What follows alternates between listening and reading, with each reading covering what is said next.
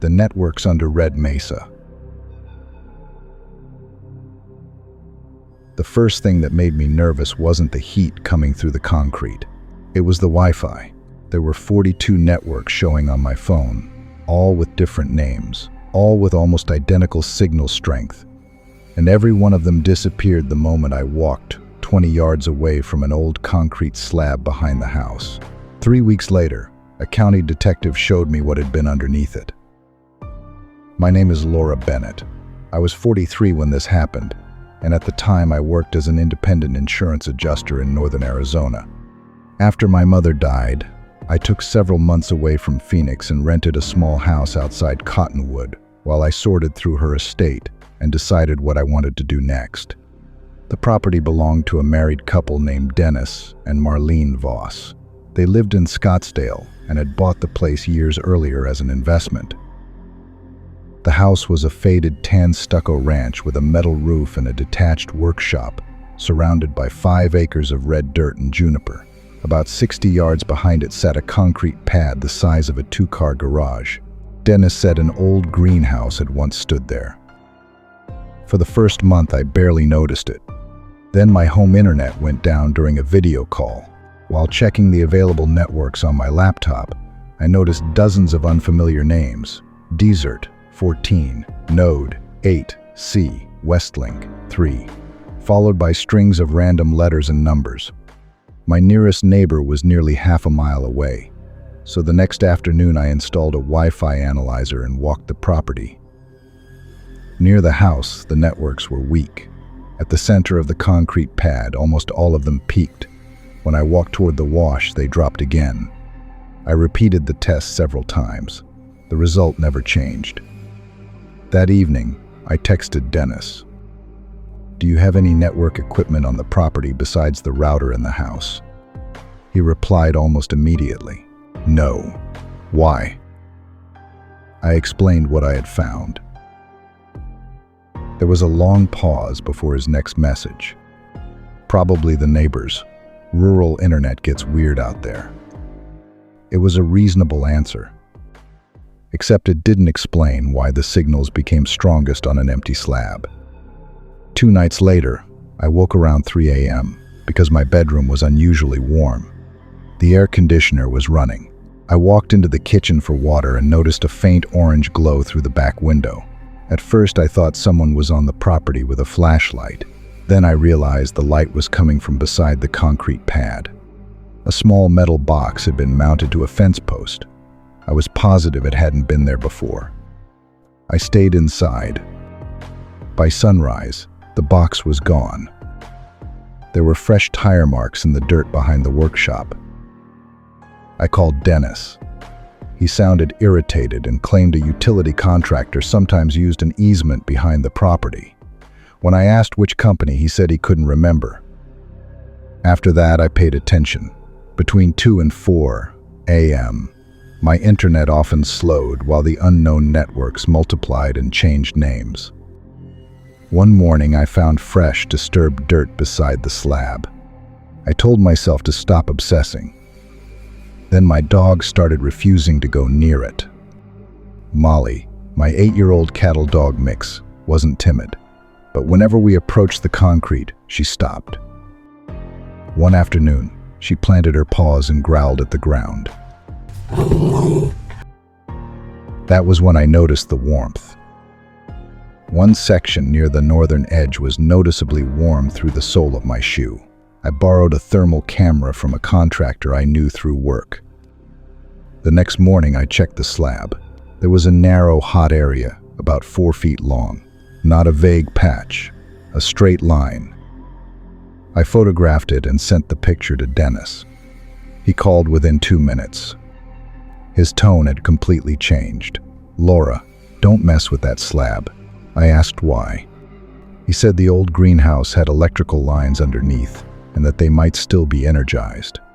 I reminded him he had told me the greenhouse had been removed before he bought the property.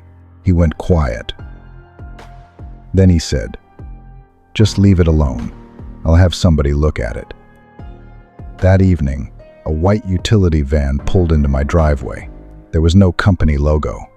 Two men got out wearing work pants and reflective vests. One introduced himself as Gary and said Dennis had asked them to inspect an old electrical conduit. They walked directly to the warm section without searching. One tested the slab while the other kept looking toward my house. Before leaving, Gary told me there was nothing dangerous and suggested I stop using the thermal camera because those things can make normal ground look suspicious. I hadn't told him I owned one. That night, I aimed a trail camera toward the slab. At 2:41 a.m., Molly woke me barking. I checked the camera feed. A man was standing beside the concrete. He wasn't one of the workers. He wore a dark jacket and baseball cap. He walked to the fence post where I had seen the metal box, crouched, and disappeared from view. For nearly 15 minutes, the camera showed nothing. Then he stood up again. He hadn't walked away. He had gone down. The next morning, I searched the fence line.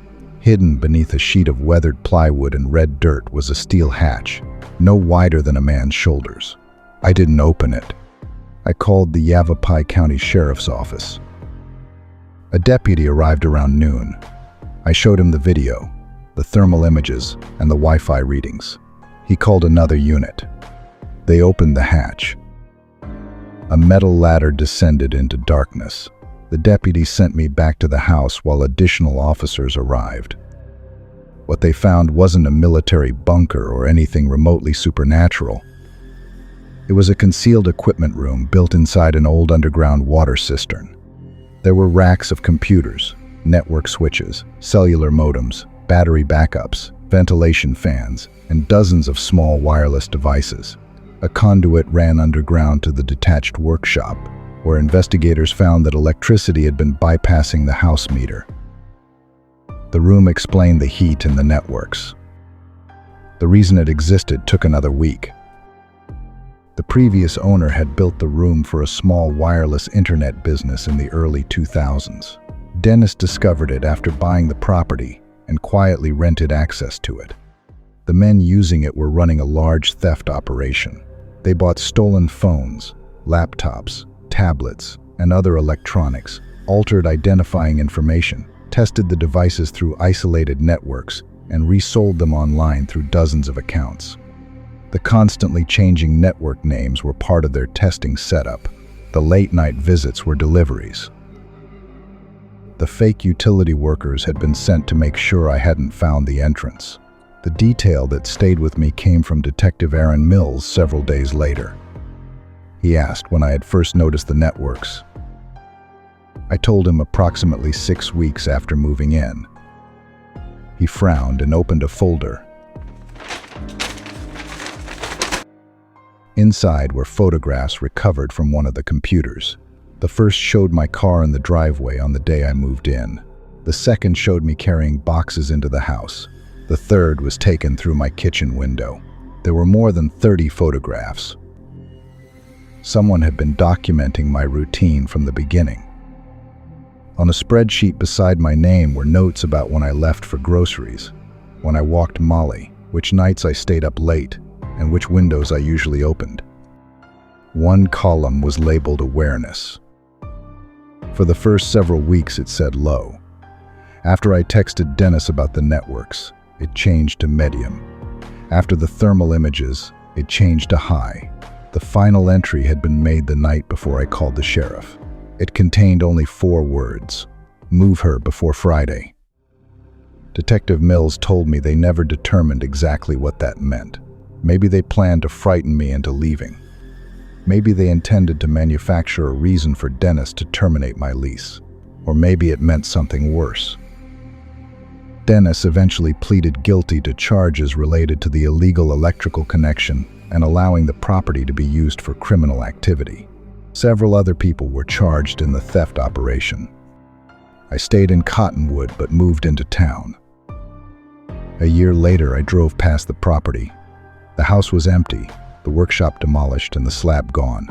Only red dirt remained. I pulled out my phone and opened the Wi-Fi menu. For a few seconds, Only my car and one distant home network appeared. Then another network popped up.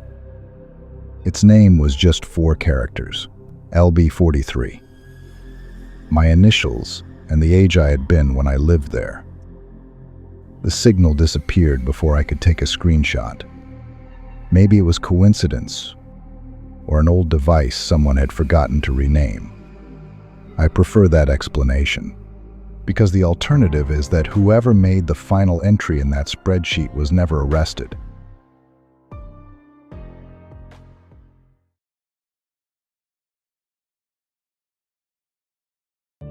The room beneath exit 309. The police found my work badge in a locked room beneath Interstate 69.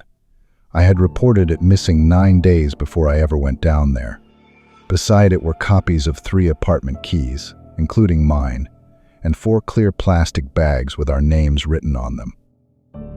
That happened in October of 2023, when I was 20 and taking night classes at Ivy Tech in Fort Wayne. During the day, I worked the front desk at Northcrest Self-Storage. It was the kind of job where nothing happened for hours. Then 3 people showed up at once needing locks cut or payment receipts. Most evenings I went home smelling faintly of dust and the burnt coffee we kept behind the counter. I had known Tyler Brooks since high school and Maya Chen since my first semester. Nolan Price was newer. He had started doing maintenance at Northcrest that summer. He was 22, quiet and useful in a way that made people trust him quickly. Nolan was also interested in abandoned places. One rainy Thursday, he showed us photographs of a closed truck inspection station near exit 309. The state had sold the property to Harrow Development, and orange demolition notices covered the windows. Beneath the scale platforms, Nolan said, there was an old calibration gallery that did not appear on current maps. It runs under the whole station, he told us. My dad did concrete work there in the 90s. They sealed the outside entrance, but the drainage side is still open. Maya asked if it was legal. Nolan smiled and said, legal enough if we don't break anything. We went Sunday morning because Tyler had to work at 4. We met in a Meijer parking lot just after 7. I brought 2 flashlights, gloves, crackers, and a spool of orange mason line. Maya had a first aid kit. Nolan brought a canvas tool bag and a folded paper plan stained at the edges. The station sat beyond a frontage road, behind wet grass and a sagging chain-link fence. Passing tractor trailers made the empty booths tremble. We parked Tyler's Honda near a drainage ditch and followed the fence to a section already pulled loose at the bottom. The drainage entrance was a concrete mouth, half hidden by sumac. 10 feet inside, a steel door had been set into the wall. Its handle was spotted with rust, but the keyway was bright. Nolan took a brass key from his tool bag. I remember Tyler looking at me when the lock opened. Nolan had never mentioned having a key. Beyond the door was a corridor barely wide enough for 2. Low pipes ran overhead, and each truck crossing the scale deck sifted grit from the ceiling. The air smelled of wet concrete and something oddly clean, like dryer sheets. I tied the mason line to the handle and let it unwind behind us. At first it looked untouched. Corroded boxes, broken gauges, faded inspection dates. Then Maya pointed to the floor. A narrow path through the dust had been swept recently. It ended at a folding cot beneath the pipes. The cot held a gray blanket folded into a perfect square. Under it were canned food, a toothbrush, and a paperback with a grocery receipt from that Friday marking the page. Tyler said, "We should leave." Nolan crouched by the cot as if he had not heard him. He picked up the receipt, read it, and put it back in exactly the same place. Then a handheld radio somewhere farther down the corridor clicked twice. A man's voice, blurred by static, said, "4 came in." Nolan said it was probably a road crew on the same frequency. The station had no power, no crews, and no reason for anyone above ground to be counting us. We turned back. After maybe 30 steps, the orange line went slack in my hand. I pulled, expecting it to catch on a pipe. The cut end slid around the corner. It had been sliced cleanly, not frayed. Maya whispered, "Someone is between us and the door." Nolan said there was another exit in the scale room and led us deeper. Fresh yellow arrows had been drawn on 2 concrete supports. Both pointed the way he was already taking us. Tyler reached for his car key. His backpack pocket was open and empty. He dumped the contents onto the floor. 10 yards ahead, the key hung from a pipe valve by its black plastic loop. That was the moment the place stopped feeling like a shelter and started feeling arranged. We passed narrow service bays beneath the scales. In Bay 3, a square of concrete looked cleaner than everything around it. Nolan pressed his shoulder against it, and a thin door opened inward. The room was dry and warm. Its shelves held key blanks, gate remotes, license plates, employee badges, and cash. An access card copier sat on a workbench beside a ring of more than 50 keys. My Northcrest badge was on the nearest shelf. I knew it from the crack beside my photograph. Under it was a photocopy of my apartment key, enlarged so every cut was visible. Maya found a lost gym fob. Tyler found the spare key that had vanished from his kitchen in August. 4 plastic evidence-style bags hung from hooks. They were marked Drew, Maya, Tyler, and Nolan. Mine held a strand of orange mason line and a printed copy of my work schedule. Maya turned toward the door and said, "Where's Nolan?" He had been standing behind us. Now the corridor was empty. We shut off our flashlights. Through the wall came a low conversation carried clearly by the pipes. Nolan said, "I told you they'd follow me." An older man answered, "You said 1 person, not 3. Nolan said, "If I came alone, Drew would have noticed." Maya took hold of my sleeve. Slow footsteps crossed Bay 3. The hidden door moved an inch, stopped, then closed. The man outside did not call our names. He just waited. The radio clicked and Nolan's voice said, almost gently, "You guys took the wrong turn." For nearly 10 minutes, nobody opened the door. That was worse than someone rushing in. They knew the room had no obvious second exit, and they were letting us understand it. Tyler found a ventilation opening behind the bottom shelf. Its screws were loose. The shaft beyond was less than 3 feet high. We crawled single file. Halfway through, lights came on in the hidden room, followed by the sound of the door opening. The shaft ended above a catch basin outside the fence. Tyler kicked the rusted grill until one corner folded. We dropped into cold mud and ran to a diner.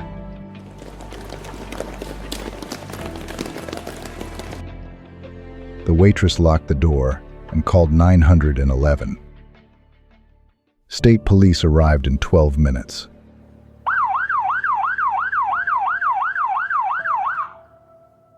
They arrested Raymond Harlan, 51, inside the gallery. He had maintained the scales before the station closed. Nolan was gone, along with his canvas bag and part of the inventory. Nolan Price did not exist. He was Nolan Harlan, Raymond's son. Temporary maintenance jobs let him copy keys and access cards for his father, who entered homes and storage units while people worked. The gallery was where they sorted what they stole. Nolan had taken our items during ordinary visits, including the day he helped carry a desk into my apartment. Harrow Development had never given Nolan permission. The key belonged to Raymond, and the plan was no flea market find. Nolan brought us underground because I had questioned Northcrest gate logs that did not match the security schedule. Tyler and Maya made the trip look casual. Raymond eventually pleaded guilty to burglary and unlawful confinement. Nolan was caught 4 months later in Kentucky after applying for a maintenance job under another name. I expected that to be the end of it. It wasn't.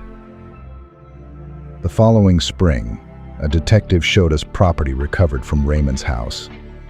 There had been 23 labeled bags in the hidden room, not 4. 2 belonged to young men who disappeared after visiting abandoned sites in Ohio and Michigan. The copied keys were not only for burglaries. After choosing someone, the Harlans entered the person's home, learned routines, and removed small objects to test whether the loss was noticed. If nobody changed the locks or filed a report, they sent an invitation to explore a place with one controlled entrance. My bag had a date written beneath my name. It was 6 weeks before Nolan applied at Northcrest. I asked how Nolan could have chosen me before we met.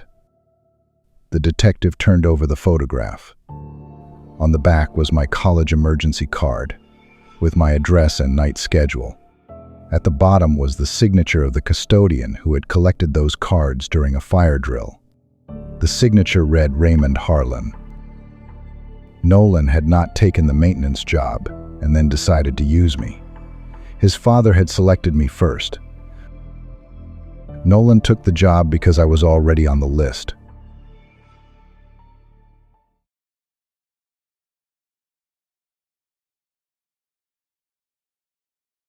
The spare key nobody was supposed to have.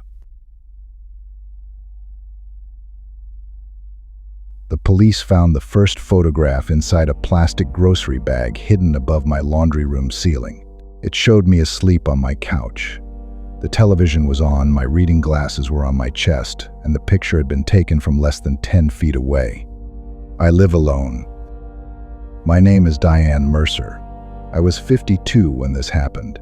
I worked from home as a payroll administrator and rented a craftsman house outside Asheville, North Carolina, after my divorce. The owners, Paul and Linda Barrett, lived in Florida. The house sat on almost 3 wooded acres with a detached garage, an old shed, and a creek behind the property. My nearest neighbor was Walter Green, a 71-year-old widower who lived down the road. He brought my trash cans back from the street, lent me tools, and sometimes left vegetables from his garden on my porch. I trusted him. That matters later. The first strange thing was so small I ignored it. I came home and found the rug inside my back door folded over. A few days later, the bowl where I kept my keys had moved to the opposite side of the kitchen counter. Then food started disappearing. Not much. A yogurt, 2 cans of sparkling water, half a package of turkey. At first, I blamed myself. I was sleeping badly and genuinely wondered if I was becoming forgetful. So I started writing down exactly what I bought. One Friday, I put 6 containers of yogurt in the refrigerator. The next morning, there were 5. I hadn't eaten one. There was no empty container in the trash. I checked the house. Every window and door was locked. The owners had given me 2 keys. One was on my key ring and the spare was in a fireproof box in my bedroom closet. Both were there. A week later, I heard footsteps upstairs while making coffee. They were slow and heavy.